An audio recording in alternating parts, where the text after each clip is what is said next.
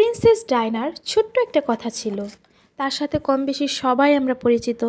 তিনি বলেছিলেন, আমি যাকে ভালোবেসেছিলাম সে ছাড়া গোটা বিশ্ব আমাকে ভালোবেসেছিল। সৌন্দর্য, ব্যক্তিত্ব কিংবা আভিজাত্য কোনো কিছু দিয়ে প্রিন্সেস ডায়নাকে পেছনে ফেলবার মতো মৃত্যুর এত বছর পরেও কেউ আসেনি।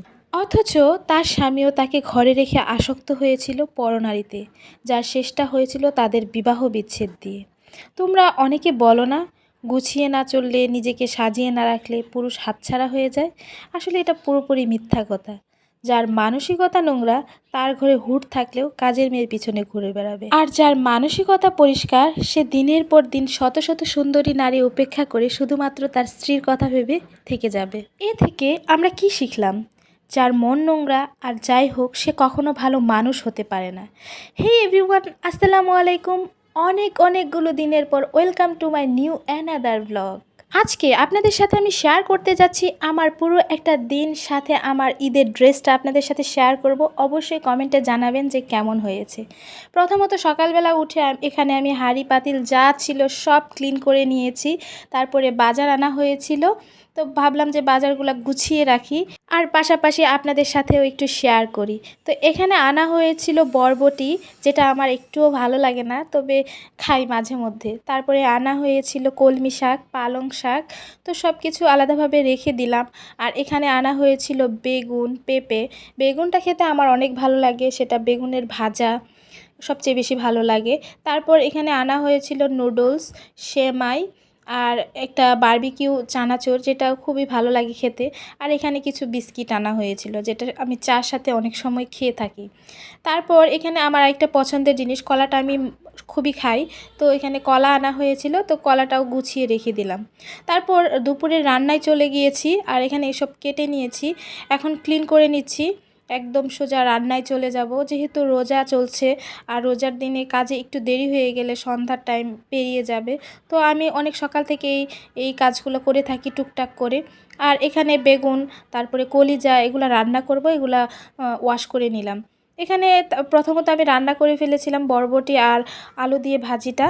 তারপর এখানে আমার পছন্দের কলিজা, এটা আমি রান্না করেছিলাম। এটা আর কেউ খাবে না, যার কারণে অল্প পরিমাণে রান্না করেছি, আমি একা খাবো বলে। সাথে কয়েকটা আলু দিয়ে দিয়েছি। আর এটা আমার অনেক বেশি পছন্দের একটি খাবার। তো আপনারা কে কে পছন্দ করেন অবশ্যই কিন্তু কমেন্টস করে জানাবেন।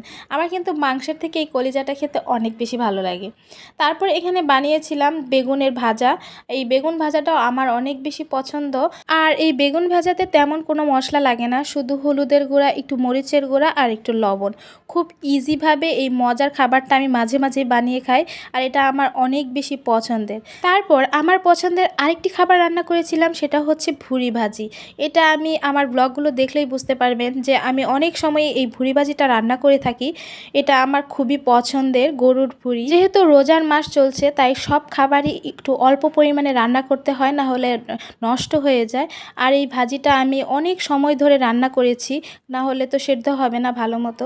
আর এদিক দিয়ে রান্না করেছিলাম কাচকি মাছ, আর এটা হাত মেখে আমি রান্না করেছিলাম। আর এটা ছিল আমার ঈদের ড্রেস, ভাবলাম যে আপনাদের সাথে শেয়ার করি। অনেক শপিংই এখন করা হয় নাই, জাস্ট একটু ড্রেসটাই কিনে রেখেছি, তো ভাবলাম যে আপনাদের সাথে শেয়ার করি। ব্যাগ, জুতা সব পরে কিনবো, তো ভাবলাম যে এই ড্রেসটা আপনাদের দেখাই যে কেমন হয়েছে, অবশ্যই কমেন্ট করে জানাবেন। ছোটোবেলার ঈদগুলো ছিল অনেক ইন্টারেস্টিং, অনেক ভালো লাগতো, কখন সকাল হবে, ঈদের ড্রেস পরবো। এখন আর কেন জানি সেই আগের ফিলিংসগুলো কাজ করে না। তবে ঈদের দিন ড্রেস পরতে ভালোই লাগে, তবে আগের মতো না। তো এই ছিল আমার ঈদের ড্রেসটা, আপনাদের কাছে কেমন লাগলো অবশ্যই কিন্তু কমেন্ট করে জানাতে পারেন। আর কে কীরকম ড্রেস নিয়েছেন অবশ্যই কমেন্ট বক্সে ছবি দিবেন, আমি সবার ড্রেস দেখব আর কমেন্টের রিপ্লাই দিব।